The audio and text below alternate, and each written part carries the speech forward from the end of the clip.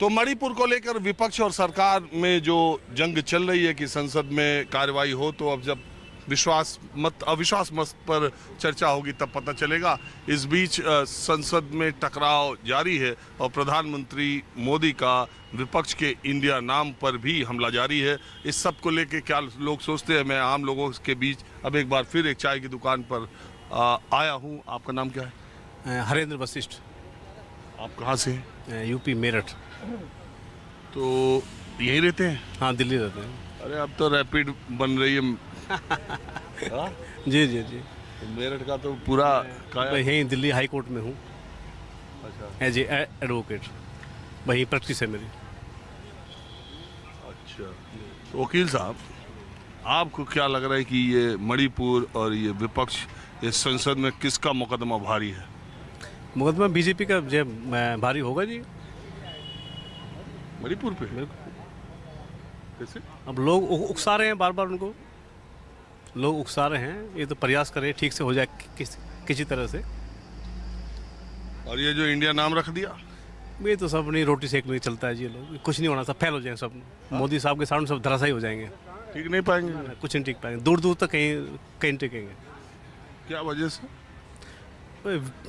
विपक्ष में दम ही नहीं है, काम ही नहीं है उनका। और इनका क्या है? सत्ता का काम पूरा है, पब्लिक खुश है इनसे। किस वजह से? सब काम हो रहा है, सबके पब्लिक खुश है। 100% तो नहीं, पर 90% लोग काम हो रहे हैं। सब काम हो रहा है सबका? 90% बोला सर हमने। सब तो काम किसी के हुआ नहीं करते। रामराज में भी कमियां थी और थोड़ी बहुत कमी एडजस्टमेंट। तो लोग कह रहे हैं कि अधिकार, ये तो बगल में मैदान ही खाली हो गया, अभी इतने लोग बैठे। तो लोग तो ये कह रहे हैं कि अब ये जो ब्यूरोक्रेसी इतनी भारी हो गई है इस सरकार में, ब्यूरोक्रेट, सरकारी कर्मचारी किसी की सुनी नहीं रहे। नहीं, ऐसा कुछ नहीं है, सबकी सुनी जा रही। जो सिस्टम नियम के काम सब हो रहे हैं। बेईमानी वाले बंद हो गए? हाँ, बाकी काम सब बंद है। देश में भ्रष्टाचार खत्म हो गया? भ्रष्टाचार तो कभी खत्म धीरे धीरे होता है, एकदम नहीं होता। पहले से ज्यादा हो गया कि कम? नहीं जी, है ही नहीं अब तो। अच्छा, मोदी राज में खत्म है सब खत्म है बिल्कुल। मतलब आप जो बचा है उस पर कंट्रोल हो रहा है धीरे धीरे। तो तीसरी बार उनको आने से कोई रोक नहीं सकता? कोई रोक, 100% आ रही सरकार। आप यही मानते हैं? नहीं, आप मैं कुछ नहीं कह सकता। मैं कुछ नहीं कह सकता। फिल्म देखते हैं? ना, फिल्म वगैरह मैं देखता। तो किस चीज में इंटरेस्ट है आपको? अपने काम में मस्त रहे हैं। अपने काम में मस्त रहते हैं। आप जरा इधर आइए, कुछ लोग बैठे हैं इधर, मैं चर्चा करता हूँ। आप बताओ भैया, क्या नाम है आपका? हरी सिंह गुजर। कहाँ से हैं? मैं राजस्थान से हूँ, दौसा राजस्थान से। वेरी गुड यार। और आप? जी, मेरा नाम रोहित जैन, मैं दिल्ली जनकपुरी से हूँ। तो आप ये बताइए, दौसा तो मैं कई बार गया था। गुजर आंदोलन जब हुआ था, कर्नल बैसला ने पूरा रोड रोक दिया था, 2007-8 की बात है ना? जी। हाँ, तब वसुंधरा जी सीएम थी, बड़ा बवाल हुआ था। कर्नल बैसला तो अब शायद रहे नहीं। अब नहीं रहे कर्नल बैसला जी नहीं रहे। उस आंदोलन का क्या हुआ? आंदोलन का क्या हुआ? अब आंदोलनों में तो देखो, सरकार ने आश्वासन दिया, कुछ पर 5% आरक्षण भी दिया गुजरों को। गुजरों के साथ और अन्य कई जातियों को भी दिया है। राज्य में आरक्षण कर रखा है। अब ये हमको आप बताइए, चूंकि आप राजस्थान से, आज प्रधानमंत्री राजस्थान गए थे जी। सीकर? जी। वही सीकर में ही है ना, हारे का सहारा खाटू श्याम जी हमारा। खाटू श्याम जी है, बिल्कुल है। तो आप ये बताइए कि सीकर में गए थे प्रधानमंत्री, उन्होंने गहलोत सरकार पर भी निशाना साधा। गहलोत साहब ने उनके आते ही फिर बोला कि प्रधानमंत्री ये नहीं बोले, ये नहीं बोले, ये नहीं किया।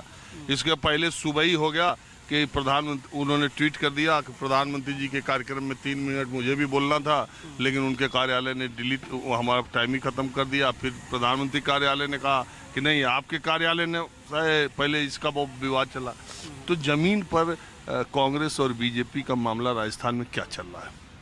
देखो, राजस्थान में मेरे कहने से तो खैर जमीन पर जो पता लगता अपना है, जो देखो, हम जो अपना व्यू है उसके अनुसार मैं बताऊं तो लगभग दोनों पार्टियों का ही सम है वर्तमान में, तो बराबर सा ही है। कुछ सचिन पायलट की मांगों को लेकर कई चीज़ें हैं, तो वो अगर इनमें सही तरीके से सुलह होती है तो राजस्थान में तो कांग्रेस रिपीट हो सकती है, ऐसा लगता है। अगर सचिन पायलट वगैरह ये लोग सही तरीके से काम किए तो सरकार रिपीट होने के चांस लगते हैं, क्योंकि बीजेपी में भी क्लैश ज़्यादा ही है। उसमें भी कई सीएम में दावेदार हैं, इसमें 2 ही सीएम हाल तक तो कम से कम, बाकी उसमें ज़्यादा है एक बात है, आप मुझे ये बताइए, अभी मैं गया था महाराष्ट्र खंडाला में, वहाँ महिलाएं 4-5 थी राजस्थान की। वो उनका ये कहना था कि राजस्थान में बीजेपी तभी आएगी जब वो वसुंधरा को चेहरा नहीं बनाएगी। और वो कई लोग मुझे राजस्थान में मैं जाता हूँ जब पूछता हूँ तो कहते हैं अगर वसुंधरा को चेहरा नहीं बनाएगा तो बीजेपी नहीं आएगी। इसमें क्या है? देखो, लोगों का जो ओवरऑल जो व्यू है उसके अनुसार वसुंधरा से भी ज़्यादा कुछ नहीं है लोग, ये सच्चाई है। पर अब वसुंधरा से बढ़कर बड़ा नेता तो मैं भी नहीं हूँ जो मैं ये कहता हूँ जी मुझे बना दे सीएम। बाकी गजेंद्र सिंह शेखावत है वहाँ पर, अर्जुन मेघवाल है वहाँ पर, अभी वहाँ पर तमाम बड़े बड़े चेहरे।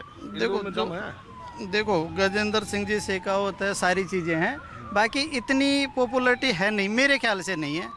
बाकी खैर अब जो करेगी भाई ये तो गवर्नमेंट बड़ हाईकमान। एक बात बताइए, पिछली बार 2018 में जब राजस्थान के चुनाव हुए थे तब तो कांग्रेस की सरकार आ गई, लेकिन उसके तुरंत बाद 19 के लोकसभा 4 महीने बाद हुए तो कांग्रेस सुपड़ा साफ हो गया उधर से। तो इस बार वैसे ही हालात है, बीजेपी को उतनी ही लोकसभा सीटें आएंगी। बीजेपी की तो मोदी जी के नाम पे तो 100% आएगी सारी चीज़ें। मोदी जी से कुछ से पूरा देश ही नाराज कोई मुझे लगता नहीं है भाई, बहुत कम लोग नाराज होंगे, ज़्यादातर नाराज भी होंगे तो 60% लोग कुछ भी है मोदी जी से, 40% लोग नाराज भी। किस वजह से खुश रहते हैं? मोदी जी का काम सारा ओवरऑल ठीक ही है, ऐसी कोई मतलब कोई भी ऐसी कोई बातें नहीं है जिसमें बिना मतलब की बातों में, छोटी छोटी बातों में बोलता नहीं है, विदेशों तक भी अच्छा क्रेज है, सारी चीज़ें हैं। बाकी मोदी जी से तो नहीं बोल रहे, मणिपुर में भी नहीं बोले, मगर कुछ गलत भी तो नहीं बोले, सही गलत या कोई सा भी नहीं बोले। अब जो भी है छोटी छोटी दूसरी चीज, वो तो जो अधिकारी हैं जो वहाँ पे गलत हुआ है औरतों के साथ, उसके लिए तो मोदी जी ने एक्शन करने के लिए बोला ही है ना। वहाँ पे बीजेपी की सरकार है, वो एक्शन लेगी। अब वो तो उसको छोड़ करके पूरा मणिपुर 90 दिनों से जल रहा है भाई साहब। मणिपुर और ईस्ट इंडिया में तो नागालैंड में ये तो पहले से भी कुछ बवाल होते हैं, कांग्रेस के समय से ही वहाँ पे बवाल हो रहे हैं। ये नहीं कह सकते कि जब से वो आज़ाद हुए मणिपुर और नागालैंड हिंदुस्तान में शामिल हुए हैं तो जब से वहाँ पे बवाल नहीं हो रहे वहाँ पे, क्योंकि छोटे छोटे से जो संगठन है वो अपनी आतंकवादी गतिविधियों को जारी रखते हैं। तो ये क्या 9 साल से यहाँ केंद्र में सरकार है, 6 साल से ज़्यादा वहाँ सरकार है, ये सब पीछे ही कब बताते रहेंगे भाई साहब? 9 साल से सरकार है ईस्ट इंडिया में। अगर हम नॉर्थ ईस्ट की बात करें तो वहाँ सरकार अभी गई है बीजेपी की। मणिपुर की एक कार्यकाल पूरा करके दूसरे कार्यकाल में, तो वही बोल रहा हूँ, 9 साल हुए हैं, 70 साल से थी। आप सोचिए, लेफ्ट थी वहाँ पे, ममता बनर्जी, कांग्रेस, बहुत लोगों की सरकारें रही हैं। लेकिन अगर आप 70 साल से देश को आज कंपेयर करेंगे तो आप कंपेयर नहीं कर सकते।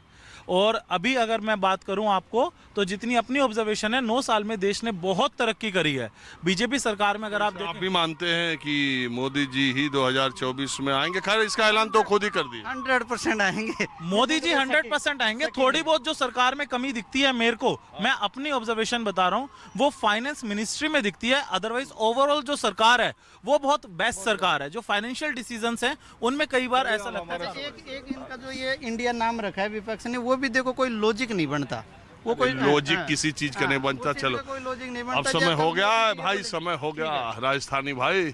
माहौल क्या है बस आज इतना ही। अगले एपिसोड में किसी दूसरी जगह से फिर मुलाकात होगी। कैमरामैन संजय सिंह के साथ राजीव रंजन, न्यूज़ 24 दिल्ली।